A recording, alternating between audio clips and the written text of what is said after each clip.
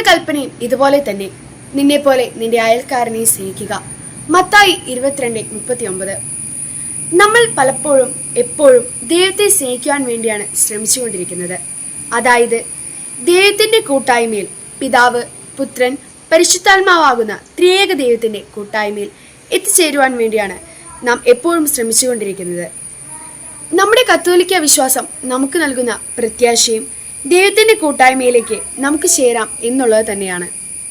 അതിനുള്ള വഴി നമ്മുടെ സഹോദരിയെ സ്നേഹിക്കുക എന്ന് തന്നെയാണ്. അത് ജീവന് തുല്യമുള്ള രീതിയിൽ സഹോദരിയെ സ്നേഹിക്കുക എന്ന് തന്നെയാണ്. കാരണം ദൈവത്തെ നമ്മൾ സ്നേഹിക്കുമ്പോൾ നമുക്ക് ദൈവം പലപ്പോഴും അദൃശ്യനും വിശ്വാസത്താൽ മാത്രം ആത്മാവായ ദൈവത്തെ നാം കണ്ടെത്തുന്നു. എന്നാൽ പ്രത്യക്ഷത്തിൽ നമ്മുടെ മുമ്പിൽ കാണുന്ന സഹോദരരെ നോക്കിയാൽ അവരെ നമ്മൾ സ്നേഹിക്കുമ്പോൾ ആ സ്നേഹം കർത്താവ് മഹത്വപ്പെടാൻ വേണ്ടിയാണെങ്കിൽ നമ്മൾ ദൈവത്തെ സ്നേഹിക്കുന്നത്. നമ്മൾ പൂർണ്ണ ഹൃദയത്തോടെ സഹോദരരെ സ്നേഹിക്കുമ്പോഴാണ് ആ സ്നേഹം ദൈവത്തിലേക്ക് എത്തിച്ചേരുന്നത്. മത്തായി 22:39. രണ്ടാമത്തെ കൽപ്പനയും ഇതുപോലെ തന്നെ, നിന്നെ പോലെ നിന്റെ അയൽക്കാരനെയും സ്നേഹിക്കുക.